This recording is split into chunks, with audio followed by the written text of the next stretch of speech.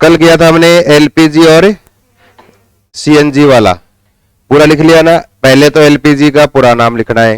पूरा नाम क्या था? Liquid petroleum gas. सीएनजी का पूरा नाम कंप्रेस्ड नेचुरल गैस। और उसके बाद एलपीजी है, इसका मुख्य घटक कौन सा है, मतलब मेन कंपोनेंट कौन सा है एलपीजी गैस के अंदर? प्रोपेन, ब्यूटेन और आइसोब्यूटेन। और सीएनजी में मेन क्या है? मीथेन से मिलकर बनती है सीएनजी। और फिर एलपीजी का यूज रसोई गैस के रूप में होता है, किचन गैस बोलते हैं जिसको। और सीएनजी का यूज मोटर गाड़ियों में ईंधन के रूप में सीएनजी का उपयोग किया जाता है। और फिर एलपीजी की तुलना में सीएनजी क्या अधिक श्रेष्ठ है? कारण क्या है?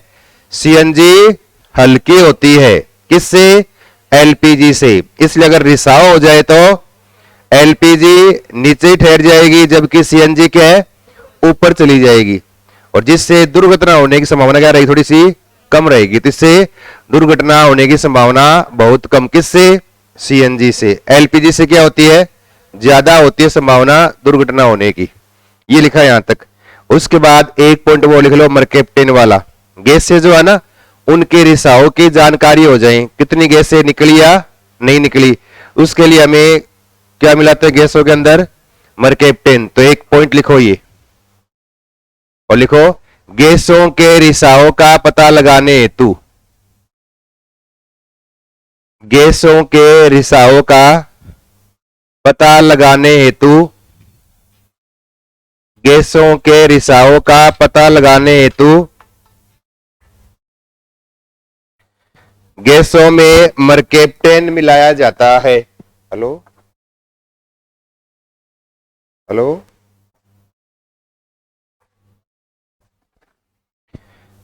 गैसों में मर्केप्टेन मिलाया जाता है।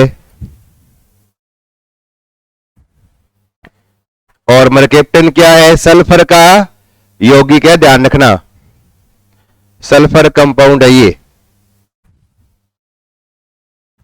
हाँ, थायोल जिसको बोल देते हैं ना, तो सल्फर का यौगिक है ये। तो यहां तक आपको थोड़ा सा याद रखना है। सीएनजी और एलपीजी की थोड़ी सी आपको जानकारी रही। नीचे अलग से एक पॉइंट और लिख लो, प्राकृतिक गैस। अगर ये नाम आ जाए ना, प्राकृतिक गैस, लिख लो एक नाम, सिर्फ सीधा सा ये पॉइंट लिख लो, प्राकृतिक गैस,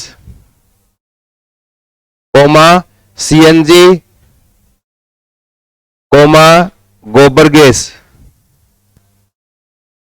गोबर गैस का मुख्य घटक, इन तीनों का मेन कंपोनेंट जो है गोबर गैस का मुख्य घटक।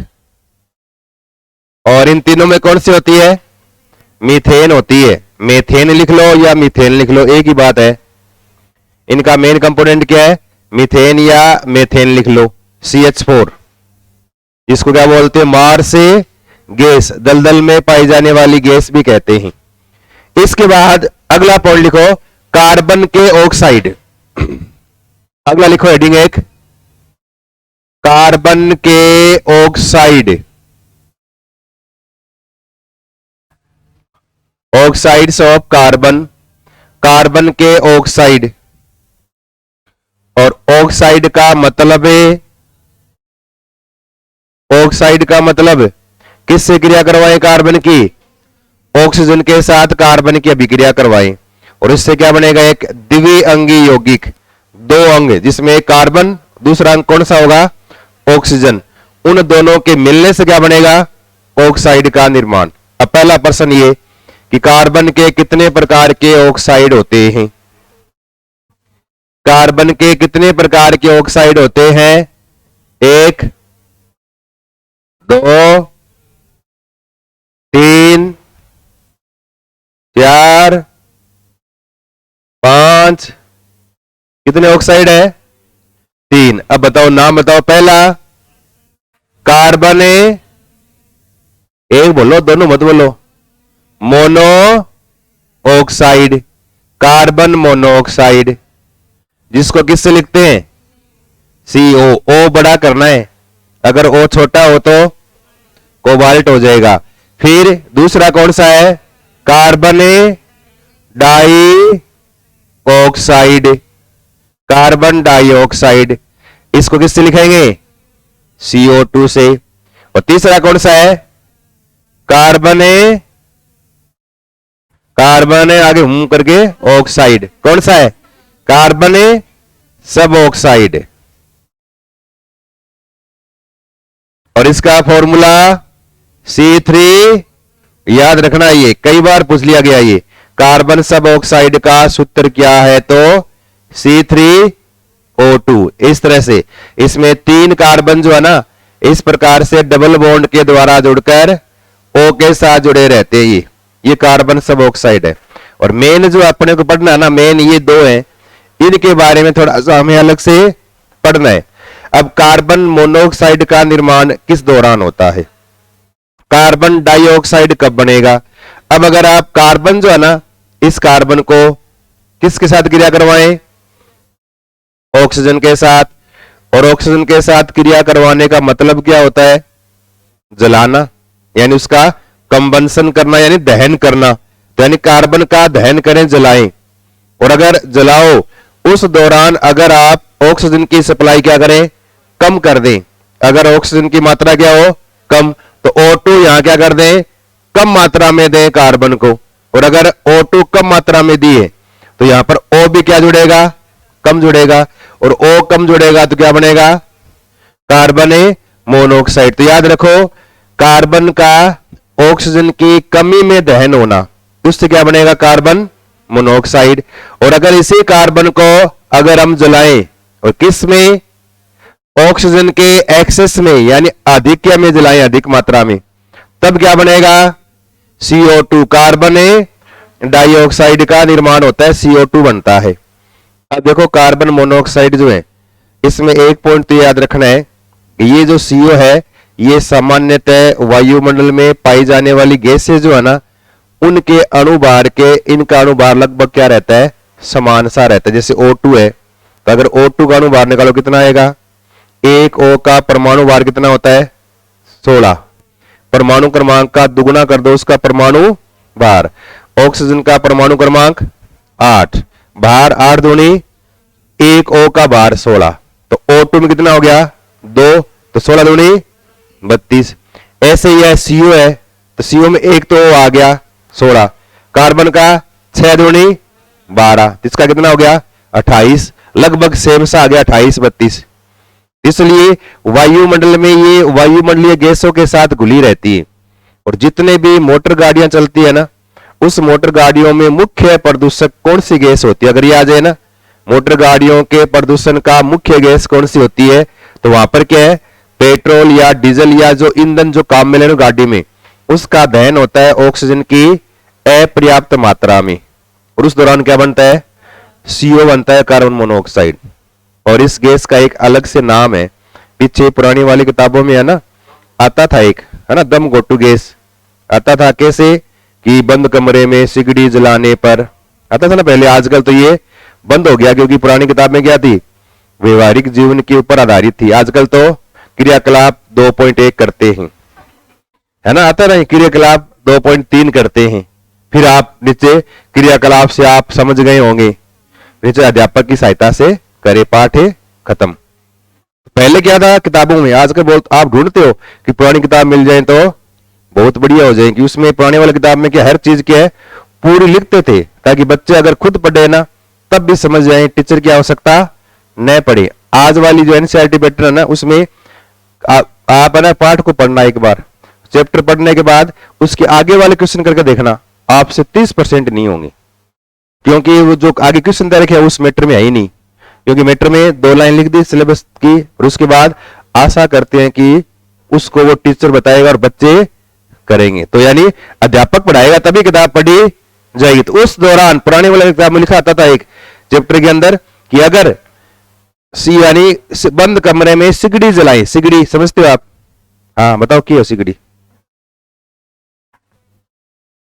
आजकल तो बंद हो गई, आजकल हीटर आ गए, फलाना ढिकड़ा ये आ गया ना। सिगड़ी मतलब लोहे का एक बड़ा सा एक सांचा सा बना हुआ, उसके अंदर क्या करते थे, लकड़ी का बुरादा जो है ना, उसको है ना जुमा के उसको अंदर भर देते थे। भरने के बाद साइड में छोटा सा छेद होता था, उसको खोल के और शाम को थोड़ी सी आग लगा लेते उसके नीचे। आग लगाने के बाद धीरे धीरे जलती, उसको रख ले कमरे में। सर्दियों के दौरान कमरे का थोड़ा टेम्परेचर क्या रहता, ज्यादा गर्म रहता, जिससे सर्दी क्या लगती, कम। लेकिन साथ में अब देखो बंद कमरा है, जैसे मान लीजिए कमरा बंद पूरा पैक है, उसमें 5-7 लोग सो रहे हैं, सिगड़ी जला ली। अब उस कमरे में ऑक्सीजन की मात्रा सीमित है, कुछ मात्रा तो आपने सू सू करके सांस में ले ली, है ना, थोड़ी बची। अब थोड़ी ऑक्सीजन में अब वहां कचरा, यानी जो भी लकड़ी का बुरादा क्या है, कार्बन तो है ये। और अगर ये ऑक्सीजन की कमी में जलेगा तो क्या बनेगी, CO बनेगी, कार्बन मोनोऑक्साइड गैस। और अब जब आप सांस लोगे ना, श्वसन क्रिया में कौन सी गैस को ग्रहण करते हैं, समझे एग्जाम में, श्वसन क्रिया में कौन सी गैस को ग्रहण किया जाता है, तब ऑक्सीजन, नाइट्रोजन, कार्बन डाइऑक्साइड, सभी श्वसन क्रिया में सभी गैसों को ग्रहण किया जाता है। नाक में कोई फिल्टर नहीं लगे हैं, अंदर केवल क्या जाएगी, ऑक्सीजन जाएगी। सभी गैस ग्रहण की जाती है। किस गैस का उपयोग किया जाता है, तब किसका आएगा, ऑक्सीजन का श्वसन क्रिया में उपयोग होता है। तो सांस लोगे आप और श्वसन क्रिया करोगे तो अन्य गैसों के साथ ये भी क्या करेगी, श्वसन क्रिया में अंदर चली जाएगी। और CO जो है ना, इसके हीमोग्लोबिन के साथ बंधुता, क्योंकि श्वसन क्रिया जो लेते हैं ना, उस श्वसन क्रिया में आप ऑक्सीजन गैस अंदर लेते हो और आप पढ़ते हो कि एक हीमोग्लोबिन के साथ ऑक्सीजन के 4 अणु जुड़कर, यानी हीमोग्लोबिन जो है ना एक कुल्ली की तरह काम करता है, ऑक्सीजन के 4 अणु को उठाएगा, रक्त के द्वारा कोशिका के अंदर ले जाके छोड़ देगा। कोशिका में फिर वो क्या करेंगे, भोजन का दहन करेंगे। इसमें शरीर को क्या मिलेगी, ऊर्जा मिलेगी, ATP के रूप में हमारे शरीर में स्टोर हो जाती है, जिसको हम आगे अलग अलग काम में लेते हैं उस ऊर्जा को। अब CO भी चली गई। अब CO जो है ना, इसकी बंधुता हीमोग्लोबिन के साथ ज्यादा, किसकी तुलना में, ऑक्सीजन से भी ज्यादा। मतलब इस हीमोग्लोबिन का ये लंगोटिया दोस्त ऑक्सीजन की तुलना में ज्यादा नजदीकी। अब क्या करेगी, अगर ये मिल गई तो हीमोग्लोबिन क्या करेगा, ऑक्सीजन को छोड़ देगा, इसको पकड़ लेगा, इसको पूरे शरीर में घुमाएगा। ये हमारा शरीर का हृदय है, ये हमारा फेफड़ा है, देखो, मतलब पूरे शरीर का भ्रमण कराएगा। अब हीमोग्लोबिन का जो मेन काम था ना, वो क्या था, ऑक्सीजन का परिवहन, उसने छोड़ दिया वो। इससे क्या है, शरीर का आंतरिक श्वसन क्या हो जाएगा, रुक जाएगा। और आंतरिक श्वसन रुक जाएगा तो दम घुटने से क्या हो जाएगी, मृत्यु। और दम किस में घुटता है, ट्रेन का आगे कूद जाए दम घुटता है क्या, अगर कोई ट्रेन का आगे कूद जाए दम घुटेगा, ट्रक के नीचे आ जाए दम घुटेगा। दम किससे घुटता है, फांसी लगा ले जद, है ना, कुछ देर तो यूं तड़फेंगे। इसलिए इस गैस को क्या बोलते हैं, इसको बोलते हैं मौत का फंदा। क्या कहते हैं इसको, इसलिए इसको बोलते हैं मौत का फंदा। किस गैस को कहा जाता है, एक पॉइंट याद करने के लिए इतनी बड़ी कहानी कहेगी ये। मौत का फंदा किसको बोलते हैं, कार्बन मोनोऑक्साइड गैस को मौत का फंदा कहा जाता है। और मोटर गाड़ियों के वाहनों में मुख्य प्रदूषक गैस जो है वो कौन सी होती है, CO ही होती है। और ऑक्सीजन की कमी में जलेगी तो क्या बनेगी, CO जलेगी। और अगर ये जो O2 की अधिकता में जले तब क्या बन रही है, CO2। अब देखो CO2 है ना, इससे प्रदूषण नहीं फैलता। कार्बन डाइऑक्साइड गैस प्रदूषक गैस नहीं है। प्रदूषक गैस कौन सी है, एक तो CO, SO2, SO3, NO2, ये गैस है जिससे अम्लीय वर्षा के लिए भी उत्तरदायी है और वातावरण भी क्या करती है, खराब, जिससे श्वसन क्रिया प्रभावित होती है। स्वभाव क्या है, चिड़चिड़ा हो जाए, है? बोलते ही कि मां पड़न लग जाओ, तो वो क्रिया किससे होती है, वो प्रदूषण से होता है। तो लेकिन CO2 है ना, ये प्रदूषण नहीं फैलाती, ये केवल एक ही काम के लिए जिम्मेदार है। वो कौन सा है, ग्लोबल वार्मिंग, वैश्विक उष्णता, यानी पृथ्वी के ताप में वृद्धि करने वाली गैस, या कहते हैं ग्रीन हाउस गैस है। तो ग्रीन हाउस प्रभाव या ग्रीन हाउस इफेक्ट जो है उसके लिए उत्तरदायी मेन गैस कौन सी है, CO2 होती है। सबसे मुख्य उत्तरदायी गैस यही है, जिसका इसमें लगभग 40% योगदान है। किसमें, ग्रीन हाउस प्रभाव में इस CO2 का, या वैश्विक उष्णता में CO2 का। कैसे करती है इसमें बात करेंगे हम। पहले लिखो इसमें, फर्स्ट पहला पॉइंट लिखो कार्बन के ऑक्साइड, और इसमें लिखो पहला पॉइंट, ऑक्सीजन के साथ कार्बन को जलाने पर ऑक्सीजन के साथ कार्बन को जलाने पर, ऑक्सीजन के साथ कार्बन को जलाने पर द्विअंगी यौगिक, द्विअंगी यौगिक ऑक्साइड का निर्माण होता है। द्विअंगी यौगिक ऑक्साइड का निर्माण होता है।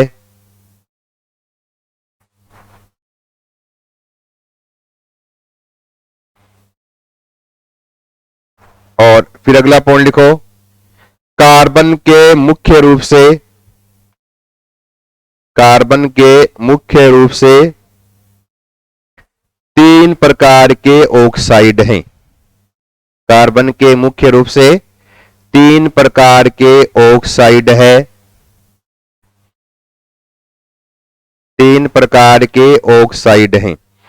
अब इनमें तीनों के नाम लिखो आप, कार्बन मोनोऑक्साइड, कार्बन डाइऑक्साइड और कार्बन सब ऑक्साइड। तीनों के लिखो फॉर्मूले आगे।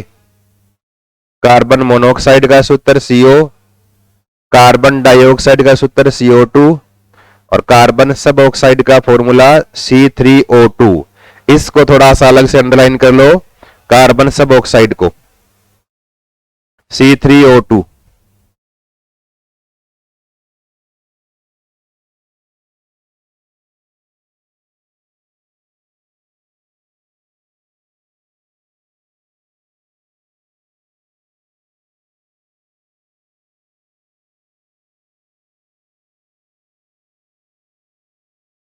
लिख लिया।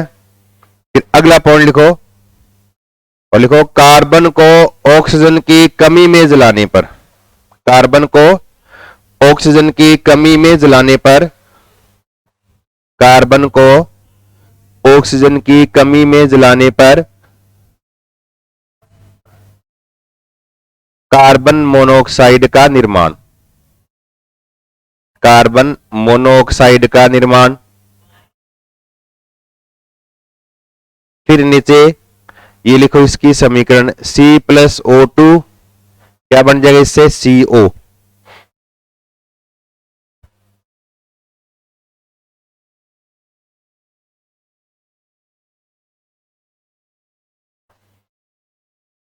CO। और फिर अगला पॉइंट लिखो, यह रंगहीन, यह रंगहीन, गंधहीन व विषैली गैस है, वह विषैली गैस है। अगला पॉइंट लिखो, CO का अणुभार, CO का अणुभार यानी मोलिकुलर वेट या मोलिकुलर मास कितना है 28 28 28। और अगला पॉइंट लिखो, यह वायुमंडलीय गैसों के साथ घुली रहती हैं, यह वायुमंडलीय गैसों के साथ घुली रहती है।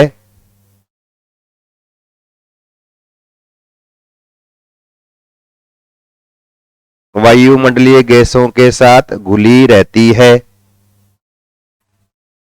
और अगला पॉइंट इसको अंडरलाइन करना, मेन पॉइंट यही है। और इसमें लिखो, मोटर गाड़ियों या वाहनों के धुएं का मुख्य प्रदूषक, मोटर गाड़ियों या वाहनों के धुएं का मुख्य प्रदूषक गैस, मोटर गाड़ियों या वाहनों के धुएं का मुख्य प्रदूषक गैस, तब किसका नाम आएगा, लिखो CO कार्बन मोनोऑक्साइड। और फिर एक पॉइंट ये लिखो, बंद कमरे में सिगड़ी जलाने पर, बंद कमरे में सिगड़ी जलाने पर कार्बन मोनोऑक्साइड का निर्माण होता है, कार्बन मोनोऑक्साइड का निर्माण होता है, कार्बन मोनोऑक्साइड का निर्माण होता है। और फिर एक पॉइंट और लिखो, CO यानी कार्बन मोनोऑक्साइड, CO हीमोग्लोबिन के साथ जुड़कर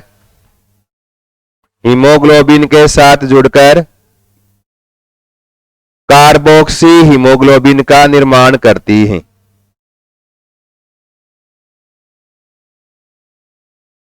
हीमोग्लोबिन के साथ जुड़कर कार्बोक्सी हीमोग्लोबिन का निर्माण करती है। कार्बोक्सी हीमोग्लोबिन का निर्माण करती है।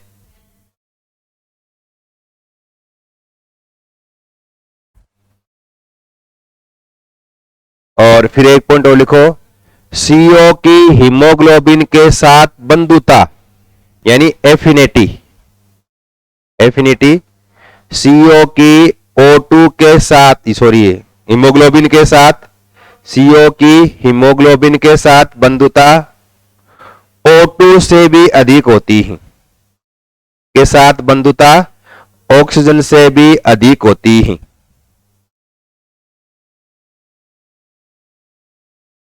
और एक पॉइंट ये लिखना है, अगला लिखो, यह एक दम गोटू गैस है। यह मतलब CO एक दम गोटू गैस है,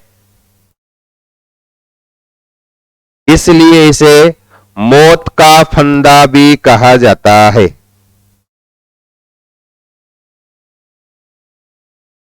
इसलिए इसे मौत का फंदा भी कहा जाता है। अब अगर आपसे पूछ ले कि CO बताओ किस प्रकार का ऑक्साइड है। ऑक्साइड जो होते हैं ना, वो मुख्य रूप से कितने प्रकार के होते हैं? कितने प्रकार के होते हैं? ऑक्साइड के प्रकार कितने हैं? हाँ, वो अम्लीय क्षारीय वाले, अम्लीय, क्षारीय, उदासीन, उभयधर्मी, 4 प्रकार के ऑक्साइड हैं। अम्लीय मतलब जानते हो, वे ऑक्साइड जिनको जल में घोले ना तो वो अम्ल का निर्माण कर दें, जिससे अम्ल बन जाएं। और क्षारीय मतलब जिनको पानी में घोले तो क्या बन जाए? क्षार बन जाए, क्षारीय ऑक्साइड। और एक उदासीन, जिसको पानी में घोले तो आपकी तरह कोई फर्क न पड़े, न अम्लीय और न ही क्षारीय। और एक उभयधर्मी, अम्ल के रूप में भी काम कर सकता है और ये क्षार के रूप में भी काम कर सकता है, वो परिस्थिति पे डिपेंड करता है। अब यहां पूछ लेना ये कि CO ये मोनोऑक्साइड जो है, इसकी प्रकृति क्या होती है? अम्लीय, क्षारीय, उदासीन। तब क्या लिखना है? अब याद रखो आप एक पॉइंट ये कि अगर ये लिखा हुआ आ जाए ना एक, तो इसका नाम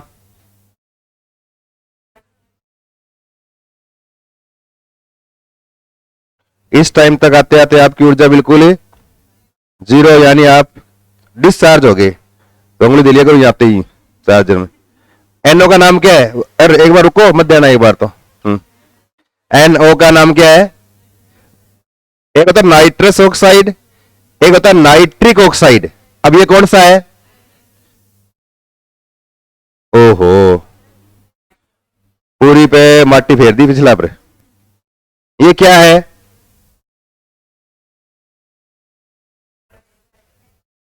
दोनों सेम थोड़ी है, दोनों सेम नहीं है। इसका मतलब ये नाइट्रस ऑक्साइड है तो ये नाइट्रस ऑक्साइड नहीं है, ये है तो ये नहीं है। दोनों में कोई एक ही है, बताओ कौन सा है? ये नाइट्रस ऑक्साइड, तो ये क्या है? अरे अब आपका बोलने का तरीका समझ में नहीं आ रहा। नाइट्रस बोल रहे हो, नाइट्रिक बोल रहे हो? क्या ये?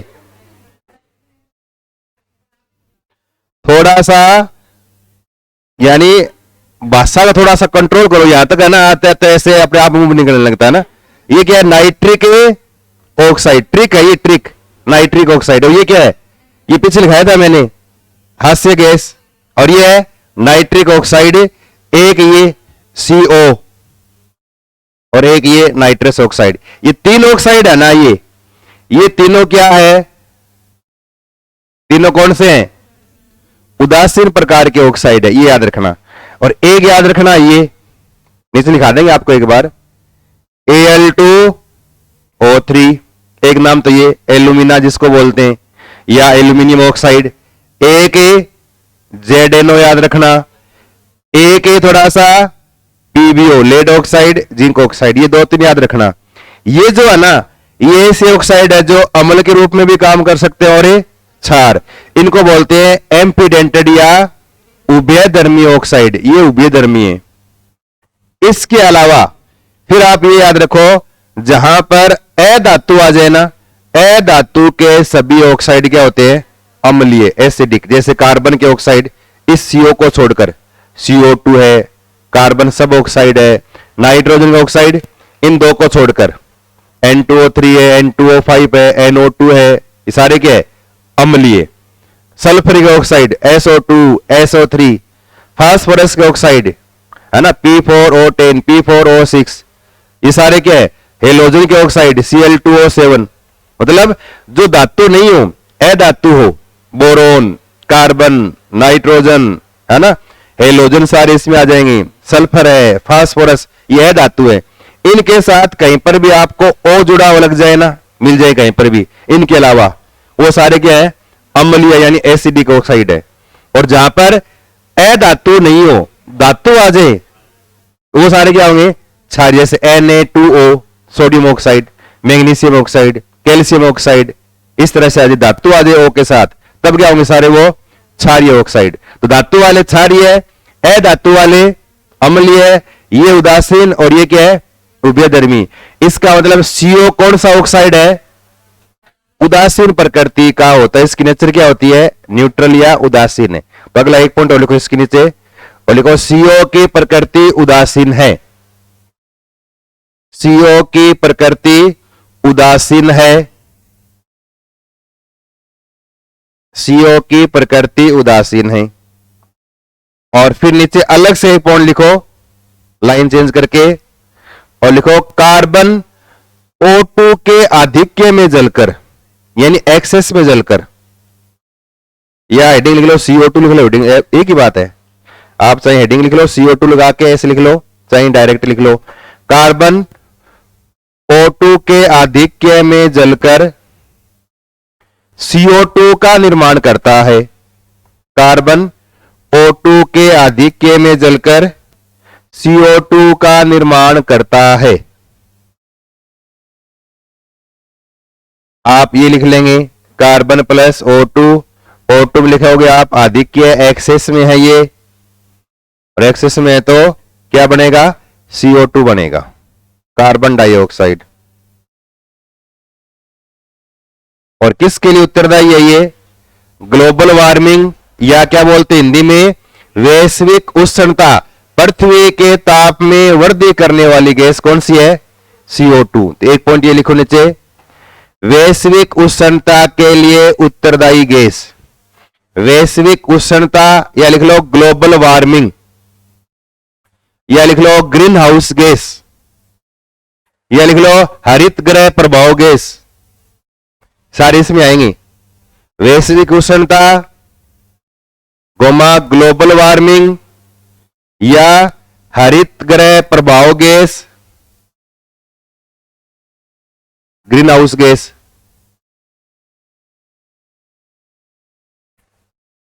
और सबके लिए क्या आएगा, के लिए उत्तरदायी गैस किसका नाम आएगा, CO2 का नाम आएगा। के लिए उत्तरदायी गैस कौन सी है, CO2। सबसे अधिक उत्तरदायी कौन सी होती है इस सब के लिए, CO2। दूसरा नंबर किसका आता है, मीथेन का। याद रखना, ग्लोबल वार्मिंग आ जाए या ग्रीन हाउस प्रभाव आ जाए, उसके लिए उत्तरदायी गैसों का क्रम, अगर 4 गैस आ जाए, कौन सी ग्रीन हाउस गैस नहीं है, ऐसे आ जाए या है, तब याद रखो सबसे अधिक उत्तरदायी CO2, उससे कम CH4, उससे कम N2O। वायुयान जो होते हैं ना, उनके ईंधन के जलने के दौरान निकलने वाली मुख्य गैस कौन सी होती है, यही नाइट्रस ऑक्साइड। तो समताप मंडल में ओजोन के क्षरण के लिए उत्तरदायी एक गैस ये भी है, क्योंकि समताप मंडल में क्या उड़ते हैं, वायुयान, और वहां पर धुएं में ये निकलता है, और ये कहां जाएगा फिर आगे, ऊपर ओजोन मंडल में क्या करेगा, ओजोन को तोड़ने का काम भी करेगा। ये डायरेक्ट यूवी क्या है, नीचे आनी स्टार्ट हो जाएगी ताप का मान क्या होगा, बढ़ेगा। उसके बाद ओजोन भी काम आता है, फिर जलवाष्प, ये ग्रीन हाउस गैस है, याद रखना ये। हम्म हाँ, क्लोरोफ्लोरोकार्बन ये इसके बाद एक है ना, N2O से पहले ना क्लोरोफ्लोरोकार्बन। तो ये क्या है, सारे ग्रीन हाउस गैस है सारी ये। इनके अलावा कोई नाम आ जाए ना, N2O2 अधिकतर लिखते हैं। ग्रीन हाउस गैस कौन सी नहीं है, CO2, CH4, क्लोरोफ्लोरोकार्बन और लिख दिया O2। तो ये सारी कौन सी है, ग्रीन हाउस गैस है सारी, ये याद रखना है ये। इसके पहले लिखना CFC को, N2O से पहले। ग्रीन हाउस गैस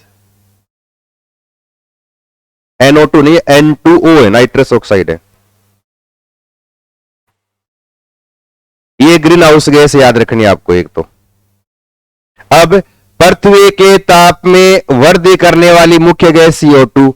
अब ये ताप में वृद्धि कैसे करती है, इस तरह से है ना, ये हमारी पृथ्वी है, ये अर्थ है। इस पृथ्वी के चारों ओर क्या वायुमंडल का आवरण है, और इसी वायुमंडल के आवरण के कारण पृथ्वी का थोड़ा सा टेम्परेचर मेंटेन रहता है।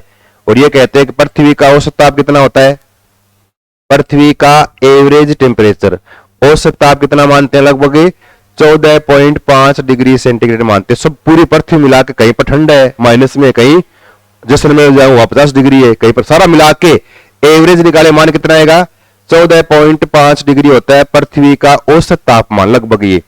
और कमरा जो है ना, उस कमरे का वो मेन औसत ताप कितना होता है, 27 डिग्री सेंटीग्रेड मानते हैं।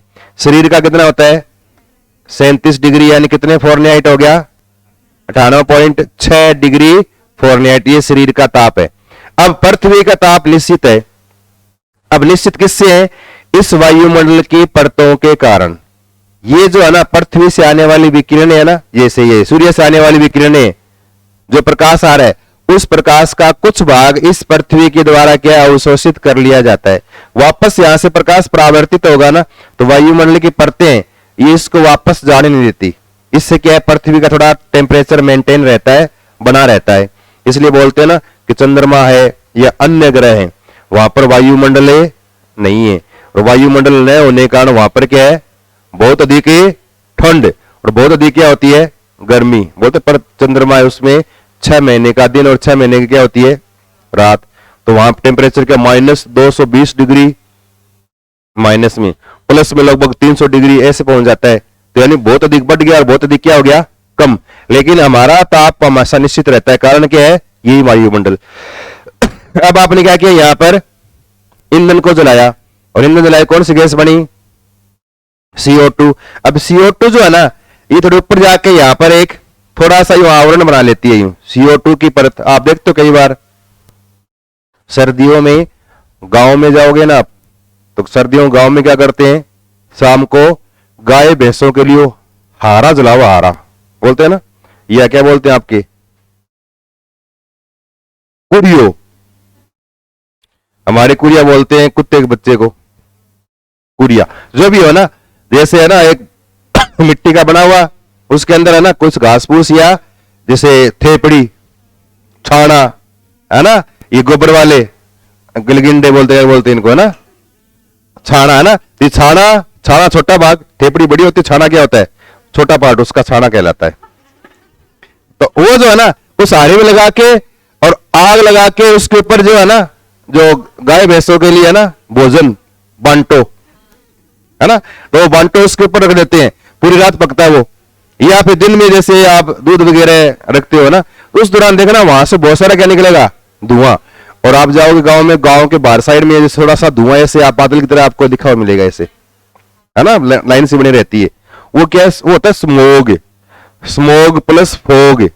सर्दियों में फोग यानी धुंध, और धुआं जो आपने बनाया वो स्मोग प्लस फोग, या क्या बन गया, स्मोग। उसी प्रकार का CO2 क्या करता है, यहां पर एक आवरण बना लेता है पृथ्वी के ऊपर। अब यहां से सूर्य से किरण आई हूं, अब इसकी एनर्जी का मान सूर्य से आने वाली विकिरणों की ऊर्जा क्या है, बहुत ज्यादा है। तो इसके CO2 के आवरण को पार करके भेद के यहां से नीचे आ गई और आके यहां पृथ्वी के ऊपर टकरा गई। यहां अर्थ पे टकराने के बाद इस अर्थ के द्वारा कुछ मात्रा में इस विकिरणों से ऊर्जा का क्या हो गया, अवशोषण, यानी भूमि ने थोड़ी सी ऊर्जा ले ली, लेने के बाद वापस ये किरणें वापस परावर्तित होगी, उठेगी तो अब इन विकिरणों की ऊर्जा पहले वाली ऊर्जा के समान नहीं रही, इनकी तरंगदैर्ध्य बड़ी होगी, ऊर्जा का मान क्या हो गया, कम हो गया। अब ऊर्जा का मान कम होने से अब ये CO2 वाले आवरण को पार नहीं कर पाती, और पार नहीं कर पाती ना, तो यहां से ऐसे बार बार यहां टकराई, वापस CO2 वाले आवरण से टकरा के वापस परावर्तित हो गई, वापस पृथ्वी पे आ गई, यहां से वापस टकराई, वापस परावर्तित, वापस यहां आ गई। एक किरण क्या है, बार बार है ना, क्या करती है, ऐसे पृथ्वी से टकराएगी और बार बार ऊर्जा देगी और बार बार एनर्जी देगी, तो पृथ्वी का ताप धीरे धीरे क्या होगा, बढ़ेगा। तो इस CO2 के आवरण के कारण क्या है, पृथ्वी का टेम्परेचर क्या हो रहा है, बढ़ रहा है। और अगर अर्थ का टेम्परेचर बढ़ेगा तो उत्तरी ध्रुव दक्षिण ध्रुव पे क्या है, बर्फ जमी हुई है, तो वो बर्फ धीरे धीरे क्या है, पिघलेगी। और आप जैसे देखते हो टीवी वगैरह में हिमस्खलन हो रहा ना, जैसे ये ग्लेशियर पिघल रहे हैं, इतना बड़ा ग्लेशियर, राजस्थान इतना बड़ा ग्लेशियर समुद्र में गिरा है, उससे समुद्र का आयतन क्या है, 1 आंगन 2 आंगन बढ़ गया, बोलते हैं ना 2 सेंटीमीटर 5 सेंटीमीटर, तो समुद्र का जल का आयतन बढ़ेगा, और आयतन बढ़ा तो पास जो क्षेत्र है वो धीरे धीरे जलमग्न हो जाएंगे, डूब जाएंगे। तो किससे होता है सर, ग्रीन हाउस से प्रभाव से वो सूर्य की वाली विकिरणें वापस क्या हो रही है, परावर्तित। और यही घटना है ना, आप देखते हो जब आसमान में बादल बहुत सारे हो ना, तब आपको रात क्या उमस भरी लगती हो ना, कि एक तो क्या है, तारों वाली रात, अगर बारिश हुई है तारों वाली रात तो आपको ठंड महसूस होगी कि आज ठंड है। और अगर वहीं पर बारिश होने के बाद अगर पहले की तरह क्या है, बादल बने ऊपर, खूब सारे बादल हैं, उस दौरान आप बाहर सो के देखो, आप क्या लगेगा, आपको उमस, आप कहते बादल हो रही है, उमस हो रही है। कारण क्या यही है, रात को पृथ्वी दिन में ली ऊर्जा को वापस निकालती है, वापस अंतरिक्ष में भेजती है। अब बादल ऊपर आ गए ना, वापस जाएगी नहीं, वो किरण निकली पृथ्वी से, बादल से टकराई और आप सो रहे हो, वापस आपके ऊपर आगे गिर गई, तो चिमराट लगाओ, वो लगा बताओ, इससे क्या लगेगी, उमस महसूस होती है। तो यही कारण है, क्या है, CO2 क्या करता है, एक आवरण बना लेता है, जिससे क्या है, पृथ्वी के तापमान में क्या हो रही है, वृद्धि हो रही है। तो नीचे एक पॉइंट और लिखो, नीचे और लिखो, ग्लोबल वार्मिंग के कारण, ग्लोबल वार्मिंग के कारण, ग्लोबल वार्मिंग के कारण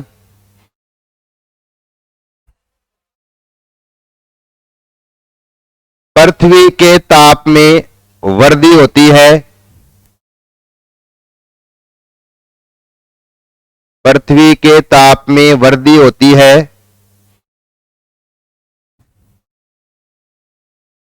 जिससे जिससे ध्रुवों की बर्फ पिघलती है, ध्रुवों की बर्फ पिघलती है,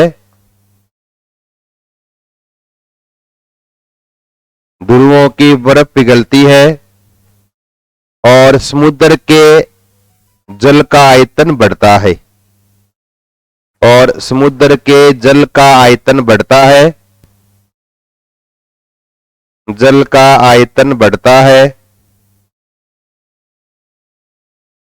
और इससे समुद्र के पास उपस्थित क्षेत्र जलमग्न हो जाएंगे, इससे समुद्र के पास उपस्थित क्षेत्र जलमग्न हो जाएंगे, यानी इसमें पानी भर जाएगा, डूब जाएंगे, जलमग्न हो जाएंगे।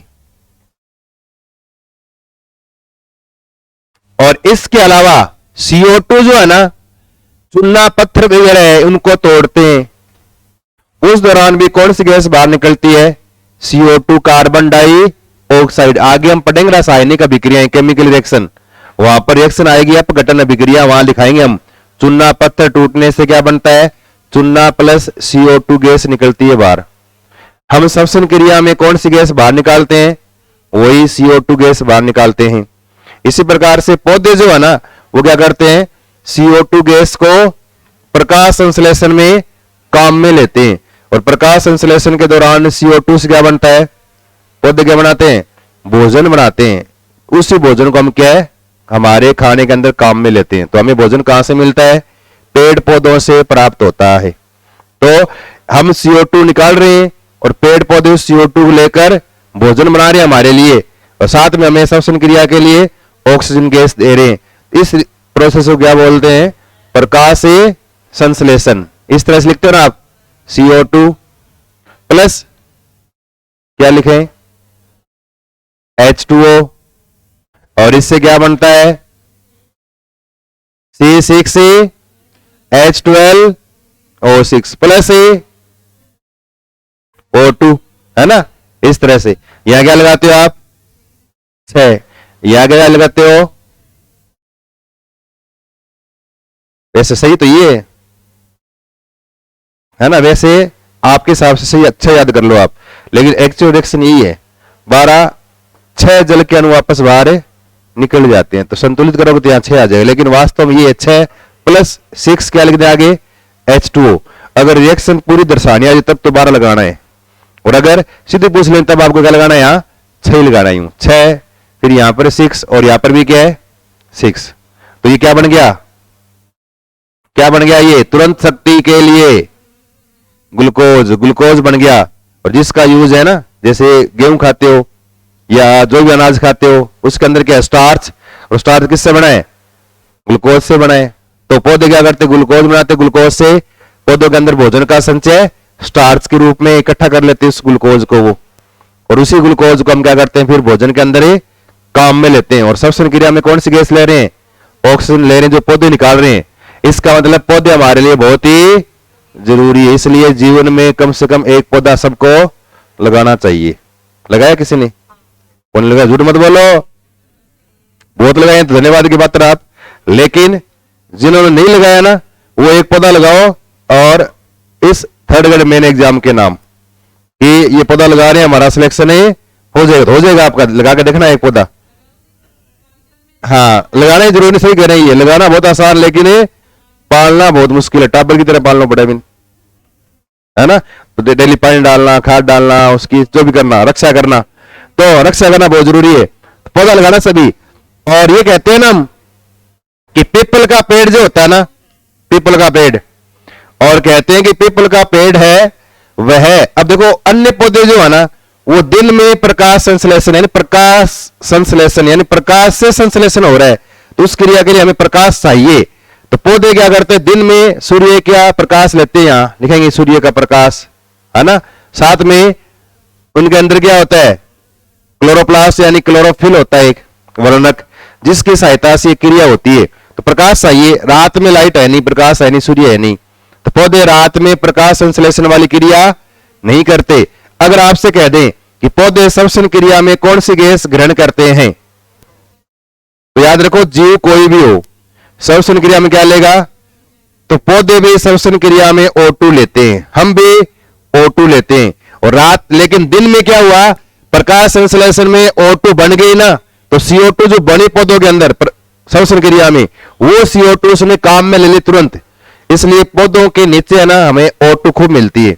लेकिन रात में ये क्रिया बंद हो गई, ये बनना बंद हो गया, लेकिन पौधों में श्वसन क्रिया बंद नहीं हुई, तो रात में CO2 बनेगी, और वो क्या पौधे के नीचे इकट्ठी हो जाती है।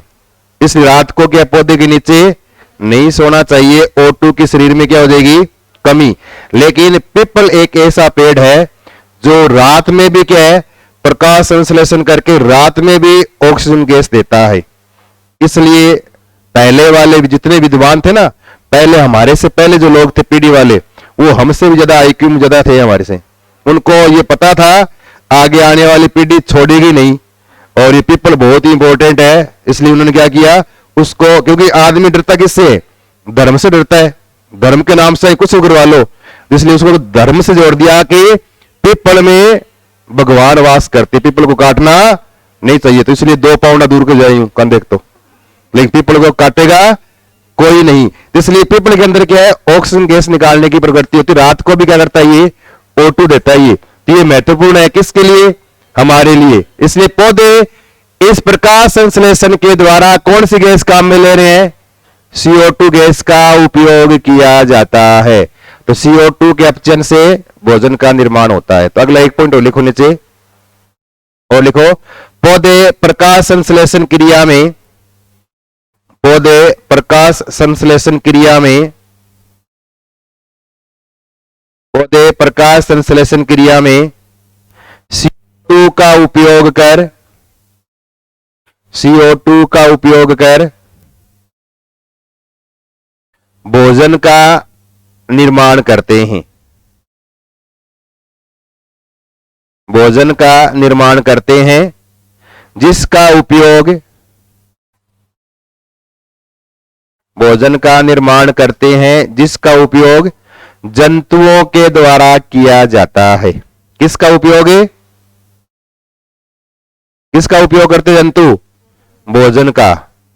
भोजन का उपयोग जंतुओं के द्वारा किया जाता है, जिसका उपयोग जंतुओं के द्वारा किया जाता है। और फिर नीचे छोटी सी रिएक्शन लिख लो, ये कार्बन डाइऑक्साइड प्लस जल, इससे क्या बनेगा? सूर्य का प्रकाश और क्लोरोफिल की उपस्थिति में भोजन ग्लूकोज प्लस O2 का निष्कासन होता है। और ये O2 कहां से मिली है? आगे बढ़ेंगे बाद में। ऐसा लग रहा है CO2, C निकल गया, O2 बचा, तो कार्बन डाइऑक्साइड से O2 मिल गई। नहीं, किससे मिलती है O2? जल के प्रकाशीय का अपघटन, जल टूटेगा ना रिएक्शन के दौरान, तब O2 बाहर निकलती है, जल से मिलती है हमें O2। ये पौधे प्रकाशीय का अपघटन करके जल को तोड़कर O2 बनाते हैं हमारे लिए, और बाकी H बचे वो कार्बन से जुड़कर क्या है? ग्लूकोज का निर्माण कर लेते हैं। और इसके अलावा जितने भी पेय पदार्थ होते हैं ना, कोल्ड ड्रिंक वगैरह, सोडा वाटर, तो सोडा वाटर में अधिक दाब पर कौन सी गैस मिलाई जाती है? इसी CO2। और CO2 की प्रकृति क्या होती है? अम्लीय, क्षारीय, अम्लीय, एसिडिक है ये, यानी अधातु के ऑक्साइड है, CO को छोड़कर CO2 एसिडिक, अम्लीय। और अम्ल स्वाद में क्या होते हैं? खट्टे होते हैं। इसलिए क्या है? CO2 को अधिक दाब पर उस कोल्ड ड्रिंक में मिला देते हैं, जिससे कोल्ड ड्रिंक थोड़ी सी क्या है? खट्टी लगेगी, पियोगे थोड़ा आपको क्या है? खट्टा खट्टा लगे तो आपको थोड़ा स्वादिष्ट लगे। तो देख लेना कभी भी, अगर कोल्ड ड्रिंक ठंडी होना वो तो आपको लगेगी अच्छी, लेकिन अगर कोल्ड ड्रिंक बाहर पड़ी धूप में तब आपको अच्छी नहीं लगती। क्यों? क्योंकि गैस जो होती है ना, उस गैस का किसी द्रव्य में घुलती है ना, जैसे पानी में गैस घुले। कई बार आप घरों के अंदर क्या पतीला लेके उसमें पानी गर्म करो तो आप देखोगे ना, उस पतीले के नीचे वाले भाग में ना छोटी छोटी गैस की बूंदे से बन जाती है। उसके बाद वो बाहर आती है, शुरू हो जाएगी ऐसे, तो गैस बाहर निकलनी शुरू होगी। तो अगर टेम्परेचर बढ़ाओगे ना किसी द्रव्य का, तो उसमें घुली हुई गैस बाहर निकल जाती है। और अगर ताप कम करोगे ना, तो गैस की विलेयता क्या होती है? बढ़ती है, गैस ज्यादा घुलेगी। तो ठंडा करके CO2 को उस वाटर के अंदर मिला देते हैं, घुली रहती है। और अगर बाहर रख दोगे ना, ज्यादा ताप हो गया और अगर टेम्परेचर ज्यादा हो गया तो घुलेगी नहीं, तो CO2 बाहर निकल जाएगी, ऊपर खाली वाले भाग में आ जाएगी। जब आप पियोगे ना पानी जैसा लगेगा कोल्ड ड्रिंक, तो स्वाद नहीं आएगा। तो उन सोडा वाटर में कौन सी गैस घोल जाती है? और आप देखते हो उसमें नमक डाल दे, तो कोल्ड ड्रिंक लाते हो आप, थोड़ा नमक डाल दो, बंद करके हिला के छोड़ो, या नमक मत डालो, सीधी हिला दो, हिला के खोल दो, फिर क्या होगा? तेजी से बाहर निकलेगी। तेजी से बाहर क्यों निकलेगी? अगर नमक डाल दोगे ना, अंदर जो गैस घुली हुई ना, नमक जाके उस गैस को बाहर निकाल देगा, उसकी जगह ले लेगा नमक, और गैस तेजी से बाहर निकलेगी, साथ में लिक्विड भी क्या है? बाहर निकल जाएगा। तो वहां पर कौन सी गैस घुली है? यही CO2 गैस। एक लाइन और लिखो नीचे, और लिखो पेय सोडा वाटर में, पेय मतलब पीने वाले, पेय सोडा वाटर में, सोडा वाटर में अधिक दाब पर CO2 गैस को मिलाया जाता है। CO2 गैस को मिलाया जाता है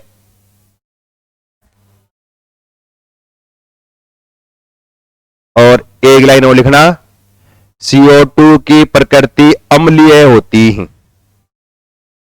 CO2 की प्रकृति एसिडिक यानी अम्लीय होती है।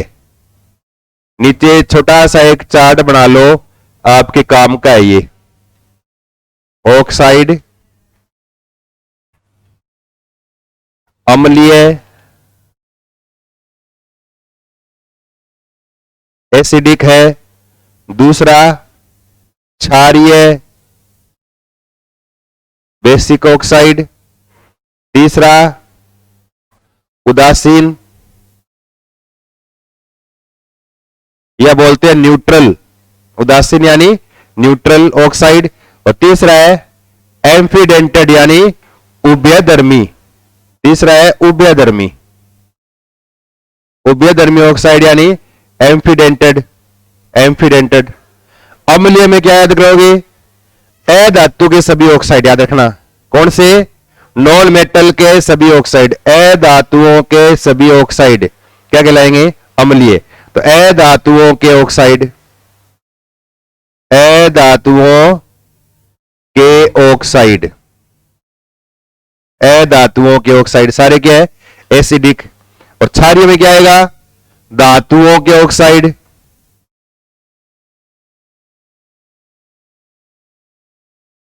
ऑक्साइड्स ऑफ मेटल, और इसमें ऑक्साइड्स ऑफ नॉन मेटल। और इसमें एग्जांपल्स थोड़े से एक दो देख लेना। CO2, NO2, N2O3, N2O5, इस तरह से SO2, SO3, P4O6, P4O10, ऐसे जितने चाहे वो आप लिख सकते हो ऐसे, Cl2O7, इस तरह से। क्षारीय में sodium oxide, potassium oxide, rubidium oxide, magnesium oxide, calcium oxide, strontium oxide, धातु कोई भी लिखा हुआ आ जाए ओ के साथ, वो सारे क्या है? क्षारीय। और उदासीन में एग्जाम्पल याद कर लो बस दो तीन, यही है आपको, CO, NO, N2O, तीनों के नाम याद होने चाहिए आपको। NO को नाइट्रिक ऑक्साइड और N2O को नाइट्रस ऑक्साइड बोलते हैं, हास्य गैस है N2O। और उभयधर्मी में दो तीन एग्जाम्पल याद रखने हैं, ये तो याद रखना है, अधिकतर एग्जाम में यही आता है, ये आता है अधिकतर एग्जाम में। उभयधर्मी ऑक्साइड में Al2O3, PbO थोड़ा याद कर लेना, एक ZNO, इस तरह से।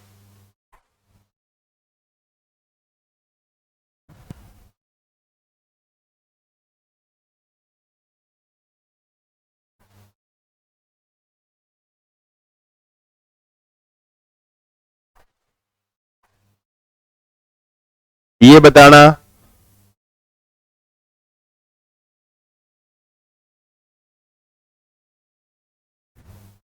ये ऑक्साइड कौन से अम्लीय है, क्षारीय है? धातु दिख गया तो क्षारीय है, लेकिन ये नहीं है। ये दो अलग से याद करने, क्यों? अब देखो यहां मैंगनीज है ना, Mn, इसमें अगर आप चार्ज निकालोगे ना, आवेश, तो कितना आएगा? +7 आएगा। ऐसे यहां लिख देता हूं, मैंगनीज पे चार्ज क्या आएगा? यहां +7 आएगा। और अगर निकालो क्रोमियम पे निकालोगे +6। और आपको पता है मैंगनीज का इलेक्ट्रॉनिक कॉन्फ़िगरेशन, इलेक्ट्रॉन की विन्यास क्या होता है? मैंगनीज का परमाणु क्रमांक 25। ऐसे लिखते हो ना आप, आर्गन, पीछे लिखा है मैंने, ये 3D और 4s, 18 और 2 20, टोटल कितने करने हैं? 25, 5। Mn +7 का मतलब कितने इलेक्ट्रॉन निकल गए? 7। 7 निकाल दो, 2 और 5 7। इसके पास कोई इलेक्ट्रॉन नहीं है आगे वाले बाद वाले कक्षक में, और कोई इलेक्ट्रॉन नहीं है, इसका मतलब इलेक्ट्रॉन देगा कि लेगा? अगर आपके पास रोटी हो ही नहीं तो रोटी दोगे कि लोगे? लेंगे। इसका मतलब अब, और पीछे आपको लिखा है मैंने लुईस अवधारणा, इलेक्ट्रॉनिक अवधारणा अम्ल क्षार की। इलेक्ट्रॉन देने वाला क्षार, इलेक्ट्रॉन लेने वाला अम्ल। अब इलेक्ट्रॉन ये लेगा कि देगा? ये लेगा। और इलेक्ट्रॉन लेने वाला क्या होता है? अम्ल। इलेक्ट्रॉन लेने वाला, देखो अब आगे बढ़ते जाओ, पीछे भूलते जाओ, अगर भूलोगे नहीं तो याद नहीं होंगे फिर आगे वाले। ये लिखा ना मैंने पीछे, H+ OH-, ये क्या था? अम्ल। ये क्या था? क्षार। फिर हमने कह दिया कि ये दे वो अम्ल, ये दे वो क्षार। फिर कहा ये दे वो अम्ल, ये ले वो क्षार, ब्रास्टन-लोरिया उदाहरण। फिर कहा कि इन दोनों में कौन इलेक्ट्रॉन लेगा? इलेक्ट्रॉन मतलब E-, कौन लेगा? जिस पे माइनस कौन ले? जिस पे चार्ज क्या हो? प्लस। ये इलेक्ट्रॉन लेगा, ये इलेक्ट्रॉन को देगा बाहर निकालेगा। ये क्या था? अम्ल। ये क्या था? तो इलेक्ट्रॉन लेने वाला अम्ल, इलेक्ट्रॉन देने वाला क्षार। अब इलेक्ट्रॉन लेगा, इसके बाद इलेक्ट्रॉन कमी हो गई, और इलेक्ट्रॉन लेने वाला क्या होता है? अम्ल। याद रखें क्रोमियम का परमाणु क्रमांक कितना है? 24। आर्गन 3d4 ये 5 ऐसे है इलेक्ट्रॉनिक विन्यास। अब इसके बाहर वाले कोष में इलेक्ट्रॉन कितने हैं? 6, और 6 यहां चार्ज कितना है? 6 ही तो है। 6 निकाल दें तो क्या बच गया? 0। इसके अंदर भी इलेक्ट्रॉन नहीं है, तो ये भी इलेक्ट्रॉन है, लेगा देगा नहीं। इसलिए है तो धातु जुड़े हुए, लेकिन ये ऑक्साइड क्या है? अम्लीय न कि क्षारीय। दोनों याद रख लो। ये दोनों क्या है? एसिडिक नेचर के, अम्लीय प्रकृति के, दोनों याद रखना आपको। मैंगनीज +7 तक, और डी ब्लॉक में सबसे अधिक रुथेनियम की होती है +8। सबसे अधिक होता है ना, रुथेनियम की +8 होती है सबसे अधिक, और 3D सीरीज में मैंगनीज +7 होता है, जो सबसे अधिक परिवर्तनशील ऑक्सीजन अवस्था दर्शाता है। तो यहां तक है ना अपने कार्बन एंड इट्स कंपाउंड, मतलब कार्बन व इसके यौगिक लगभग अपना पूरा हो गया ये। अब केमिस्ट्री वाले पार्ट में एक टॉपिक बचा है, रासायनिक अभिक्रियाएं और अभिक्रियाओं के प्रकार में आ जाएगा अपचन, ऑक्सीकरण, दोनों इसके प्रकार में आ जाएंगे। तो ये थोड़ा हम करेंगे, उसके बाद केमिस्ट्री वाला पार्ट पूरा हो जाएगा।